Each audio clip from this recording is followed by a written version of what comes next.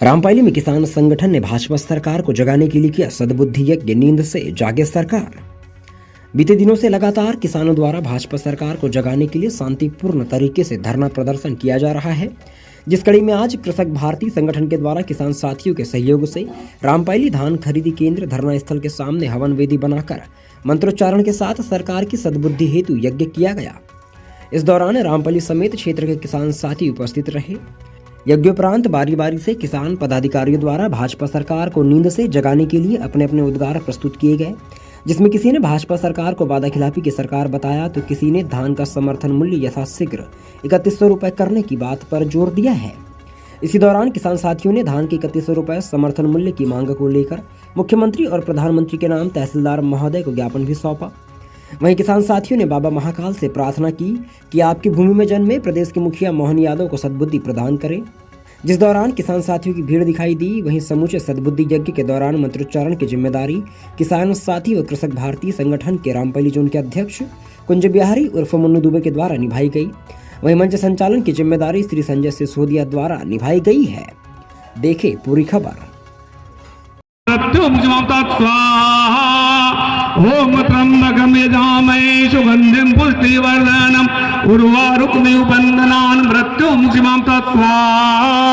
ओम त्र्यंबकं यजामहे सुगंधिं पुष्टिवर्धनम् उर्वारुकमिव बन्धनान् मृत्युमुक्षीमां स्वाहा। ओम विष्णुवे नमः स्वाहा। ओम क्रमाय नमः स्वाहा। ओम उत्तमाय नमः स्वाहा। ओम रामचंद्राय नमः स्वाहा स्वाहा। ओम नीलांजनं समाभासं रविपुत्रं यमाग्रजं छायामातनं शम्भुतं तं नमामि शनेश्वरं स्वाहा। पुष्टिवर्धनम् उर्वारुकमिव बन्धनान् मृत्युमुक्षीमां स्वाहा। ओम त्र्यंबकं यजामहे सुगंधिं पुष्टिवर्धनम् उर्वारुकमिव बन्धनान् मृत्युमुक्षीमां स्वाहा। ओम ग्राम देवताय नमः स्वाहा। ओम देवी नमः स्वाहा। ओम कुल देवताय नमः स्वाहा। ओम कुल देवी नमः स्वाहा। ओम पितृ देवताय नमः।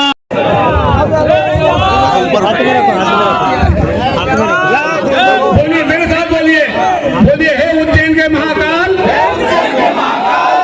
आपके नगरी में पैदा हुए बालक मोहन यादव आज मध्य प्रदेश के मुखिया के रूप में कार्य कर रहे हैं। उन्होंने इसी मंच से इस जगह हम आज सद्बुद्धि महायज्ञ कर रहे हैं। उन्हें सद्बुद्धि दे और उन्होंने जो किसानों से वादा किया था 3100 रुपए प्रति कुंटल धान की खरीदी, 2700 रुपए प्रति कुंटल गेहूं की खरीदी और पिछले साल का बचा हुआ बोनस राशि 900 रुपए 917 रुपए प्रति कुंटल के हिसाब से किसानों के खाते में डालूंगा। हे महाकाल, अपने पुत्र अपने भक्त मध्य प्रदेश के मुख्यमंत्री माननीय डॉक्टर मोहन यादव को इस रामपायली के किसानों के ओर से सद्बुद्धि दे।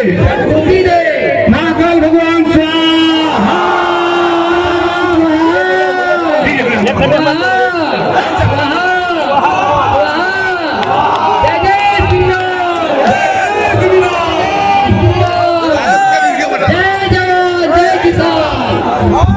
आप लोगों के किसान भाइयों की व्यवस्था रखी गई है।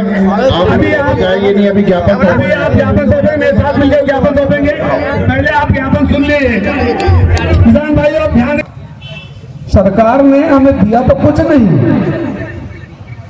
लेकिन एक नाम तो दे दिया कि आप अपने नाम के आगे आंदोलित शब्द लगा दो। ये भी उसका एहसान है। कि चलो किसान लोग खाली पीली पड़े थे आप लोग, तो चलो आपको नाम दे देते हैं कि आप आंदोलित हो जाएं, है ना। तो आज हम सब जो बैठे किसान हैं वो आंदोलित किसान हैं।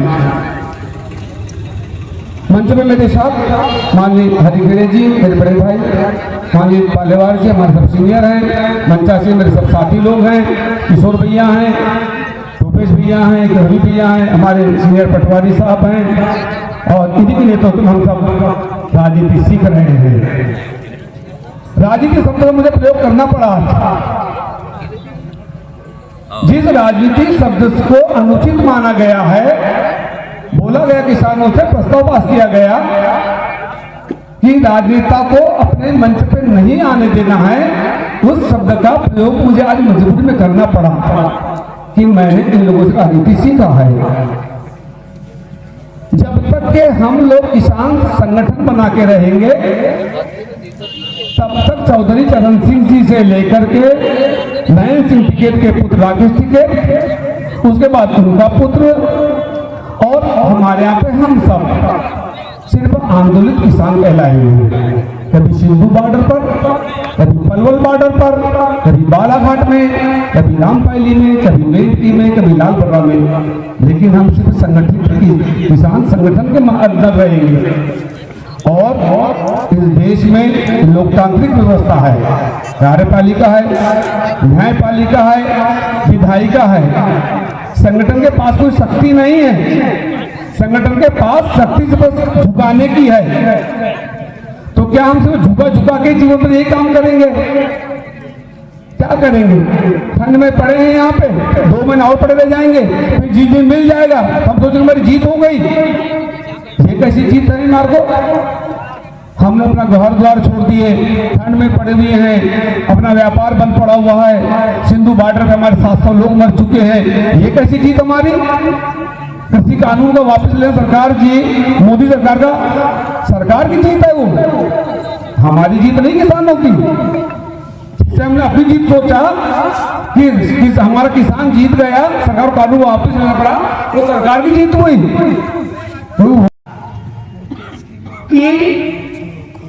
टेकलाल पालेवार वरिष्ठ भाजपा है, इसमें निसंकोच मेरे साथी रामपायली में अब कोई नहीं रहे।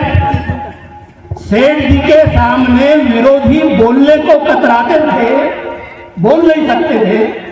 मेरे वरिष्ठ भाई मैं बोलने से हो सकता है एक आधा कोई होगा, तो कोई नहीं है। सेठ जी ने मुझसे कहा, अरे टेकलाल बेटा तू हमारे साथ आ जाना, बहुत से तेरे तो पद मिलेंगे। मैंने कहा काका जी, मैं पढ़ा लिखा हूं, प्रजातंत्र में विरोध चाहिए, सशक्त विरोध चाहिए, इसीलिए मैं विरोध में रहा। और एक पिछले 10 साल का कार्यकाल के समय में बताता हूं, हमारे बिल्कुल जिगरी दोस्त साथी क्लास फेलो है डॉक्टर भरतलाल जी विशे, वो इरिगेशन के अध्यक्ष थे हमारे रामपायली के। अकाल पड़ा, हमारा गांव त्रस्त होते पानी में, इसलिए त्राहिमा क्यों हरित गए थे, बात सत्य क्या? मैं बिशन जी के, अरे भैया क्यों कैसा करो पालेवार सरकार तुम्हारी?